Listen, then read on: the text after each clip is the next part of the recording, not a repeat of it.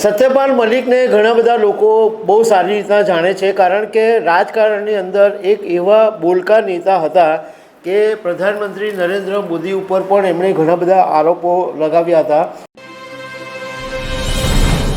પ્રધાનમંત્રી નરેન્દ્ર મોદી સાથેના વિવાદોને કારણે ઘણી વખત ચર્ચામાં રહેતા અને ગોવા, બિહાર, મેઘાલય અને જમ્મુ કાશ્મીરના રાજ્યપાલ રહી ચૂકેલા સત્યપાલ મલિકનું આજે નિધન થયું છે. તેઓ 79 વર્ષના હતા અને દિલ્હીની હોસ્પિટલમાં એમણે અંતિમ શ્વાસ લીધા છે.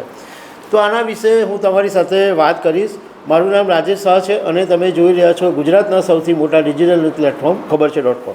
સત્યપાલ મલિકને ઘણા બધા લોકો બહુ સારી રીતના જાણે છે, કારણ કે રાજકારણની અંદર એક એવા બોલકા નેતા હતા કે પ્રધાનમંત્રી નરેન્દ્ર મોદી ઉપર પણ એમણે ઘણા બધા આરોપો લગાવ્યા હતા.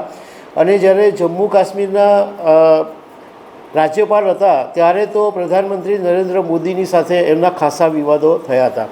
હવે ગયા જુલાઈ મહિનાની અંદર જ સત્યપાલ મલિક ચૌધરીના નિધનના સમાચારની અફવા ફેલાઈ હતી, પરંતુ આજે એમના ઓફિશિયલ ટ્વિટર એકાઉન્ટ પરથી કન્ફર્મેશન આપવામાં આવ્યું છે કે સત્યપાલ મલિક હવે રહ્યા નથી.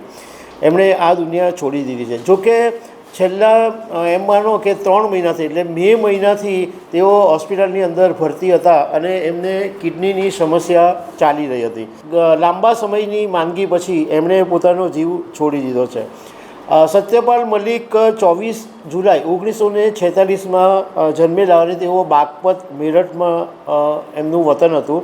પણ એમનું આજે જે અવસાન થયું એક મોટો જોગાનું જોગ છે, કારણ કે જ્યારે સત્યપાલ મલિક જુલાઈના રાજ્યપાલ હતા ત્યારે કેન્દ્ર સરકારે 5 ઓગસ્ટ 2019ના દિવસે જમ્મુ કાશ્મીર માટે એક મહત્ત્વનો નિર્ણય લીધેલો, જે એક ઐતિહાસિક નિર્ણય હતો અને જેને કારણે દેશભરની અંદર ચર્ચા થઈ હતી.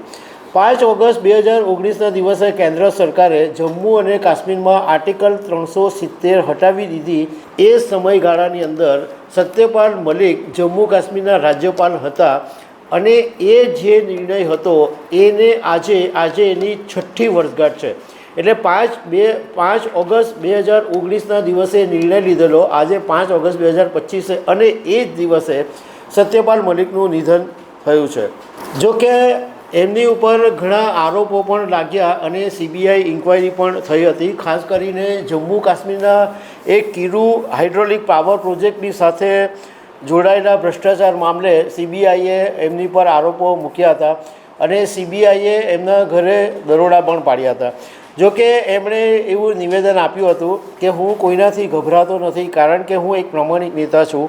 અને સાથે સાથે એમણે એમ કીધું કે જે ભ્રષ્ટાચાર વિશે મેં પ્રધાનમંત્રી નરેન્દ્ર મોદીને ડિટેલમાં માહિતી આપી, એ જ માહિતીના આધારે મને ફસાવવાની કોશિશ કરવામાં આવી રહી છે. પણ સત્યપાલ મલિક એવા નેતા હતા કે જેનાથી બધા ગભરાતા હતા અને પ્રધાનમંત્રી નરેન્દ્ર મોદીની સામે તો એમણે અનેક વખત શિંગડા ભેરવ્યા હતા. તો દર્શક મિત્રો, આવી અનેક વાતો સાથે અમે તમને મળતા રહીશું. Thank you very much.